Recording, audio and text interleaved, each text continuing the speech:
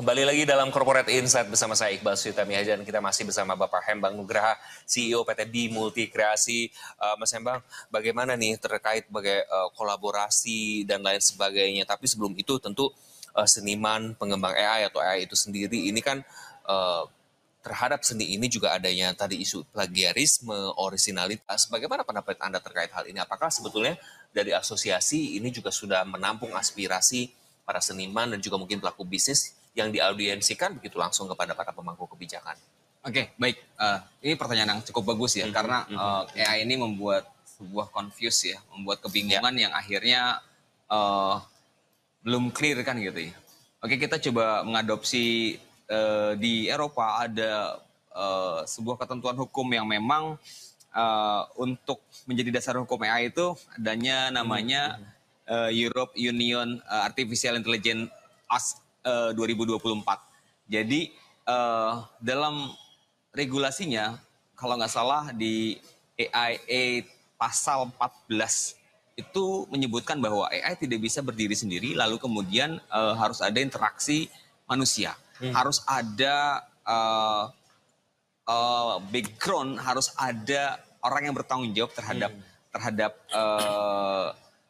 ketentuan-ketentuan yang diberlakukan oleh AI. Lalu kemudian pada pasal 57-nya sama di AIA 2024 ya di Eropa, ini juga mengatur tentang apabila terdapat kerugian dari dampak hukum yang disebabkan oleh AI, maka AI tidak bisa mempertanggungjawabkan itu secara sendiri gitu ya. Ini harus tetap dalam bentuk badan hukum korporasi atau representatif perorangan yang memang mengatur tentang platform AI itu sendiri. Nah, maka dari itu sebenarnya AI itu bukan subjek hukum, tapi objeknya. Ya. Nah, ini ada contoh kasus Mas Iqbal. Ya, silakan, contohnya Mas. itu di USCO Copyright Registration Guidance di 2023 ini terjadi di Amerika Serikat ya. Datanya dari US Copyright Office 2023 ada seorang yang memang merupakan seniman mendaftarkan karya visualnya, kalau menurut kita di Indonesia adalah hakinya gitu ya. Dan mereka mendaftarkan dan itu adalah full karya visualnya adalah memang full AI. Nah, pertanyaannya apakah diterima?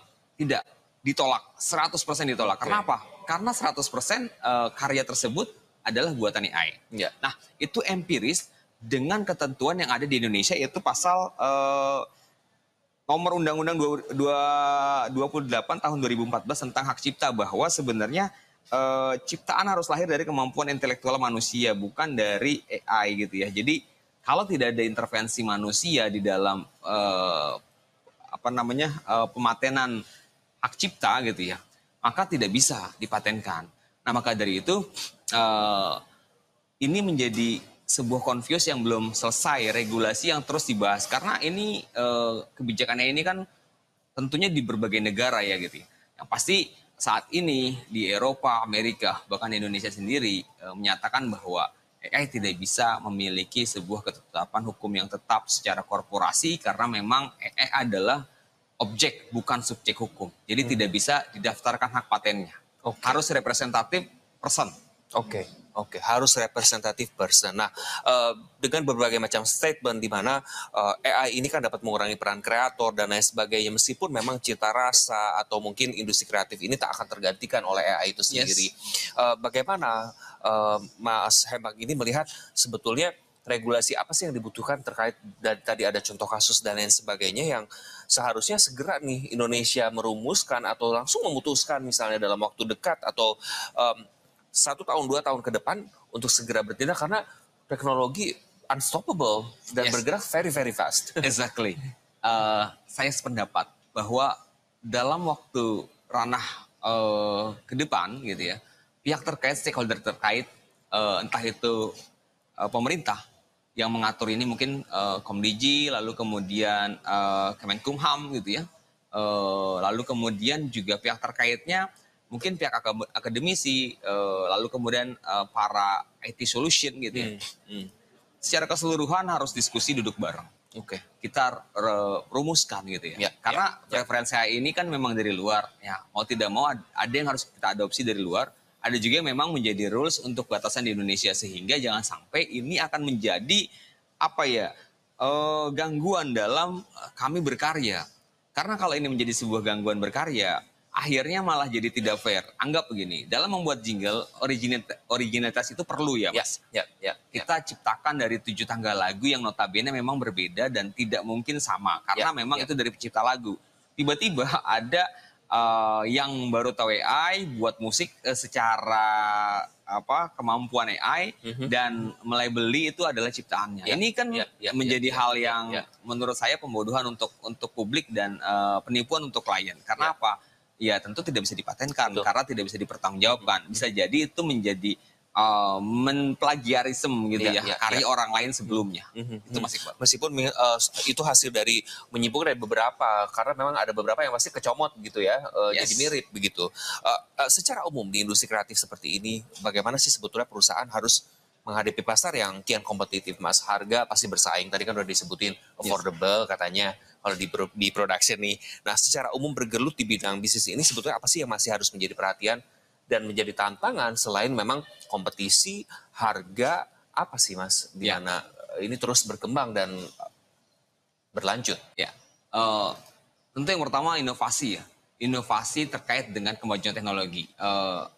Penyesuaian dengan kemajuan teknologi ini ya selain AI ada drone, robotik gitu ya, yang memang bisa membantu aktivitas multimedia, ngambil moving pergerakan itu sekarang banyak yang syuting dengan menggunakan robotik.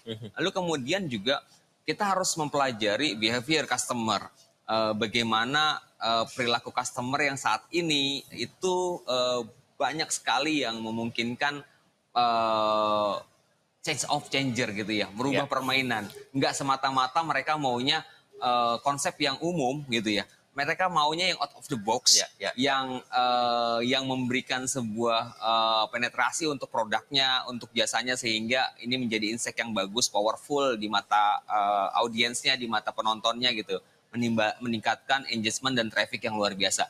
Nah, hal-hal yang kayak gini tuh harus terus kita dorong SDM kita untuk terus beradaptasi dengan kemajuan teknologi dan knowledge.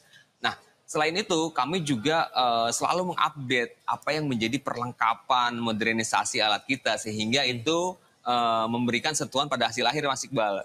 Tentunya dengan kamera dan device yang bagus, software yang berlisensi akan membuatkan hasil yang berbeda dari yang memang tidak update dan tidak berlisensi, gitu Mas Iqbal. Sebut saja abal-abal begitu ya Mas. Langsung saya.